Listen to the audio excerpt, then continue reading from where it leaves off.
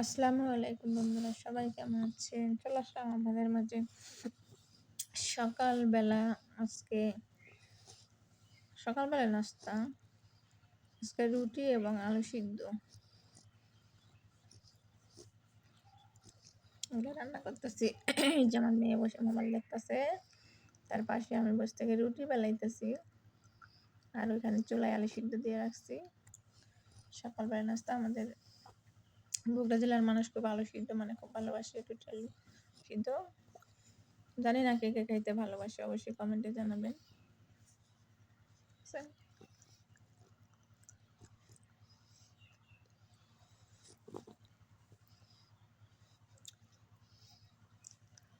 এক হাতে বেলতেছি, এক হাতে বানাইতেছি, সবকিছু করতেছি। আজকে সকালবেলার রেসিপি রুটি এবং আলু সিদ্ধ।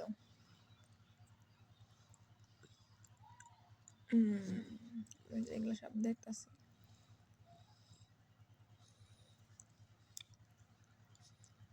লাকড়ির চুলায় রান্না করতে হয় তো। আলু সিদ্ধ হয়ে গেছে, মানে এখন তেলে ভাজবো আর কি।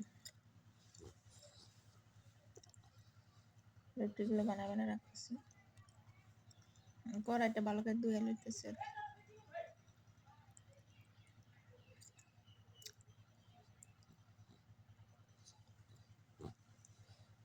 এরকম চুলা সব জায়গায় আসছে কিনা? এই চুলাটা অনেক ভালো, পাতিলের তলায় শুধু কালি হয় আর হাতে কালি কম হয়, রান্না করতে অনেক সুবিধা।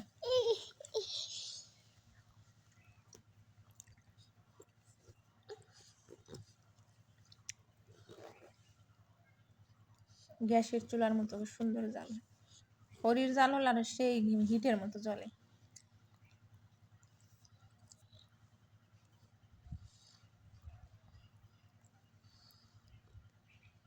এই যে এখন তেলে দিব আলু ভাজি, এখন তেলে দিব মানে পেঁয়াজ মরিচ দিতেছি আর কি। তো ওটা যখন লাল লাল হয়ে যাবে তখন ওই আলুগুলো ভেজে দেবো।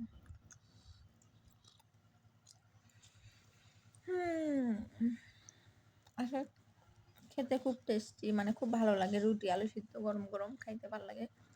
যারা যারা খাইছে তারা জানে যে আসলে কেমন লাগে, আর যারা খায় নাই তারা অবশ্যই বাসায় তৈরি করে খাবেন, খুব ভালো লাগবে। সকালেও খাওয়া যায়, বিকালেও খাওয়া যায়, মানে এটার কোনো ইয়ে নাই। দেখি এটা আমাদের বাড়ির গেটটা চতুর্পাশে।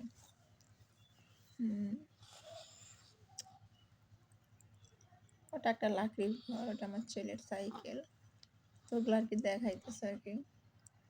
তো আমি রুটি বেলতেছি, আমার হাজবেন্ড মানে ভিডিও করতেছে আর কি। তো যাই হোক, ভালো। কার কার খেতে ভালো লাগে সকালবেলা নাস্তাকে এই আলু সিদ্ধ রুটি খেতে ভালোবাসে, অবশ্যই সবাই কমেন্টে জানিয়ে যাবেন। হ্যাঁ, আশা করি সবাই ভিডিওটা দেখবেন আর বেশি বেশি করে শেয়ার করবেন, যে নেক্সট টাইম আরও নিত্য নতুন রেসিপি বা নিত্য নতুন কোনো ভিডিও যেন আপনাদেরকে দিতে পারি, সেই আশা নিয়ে কিন্তু ভিডিও বানাই। তো সবাই অনেক ভালো থাকবেন।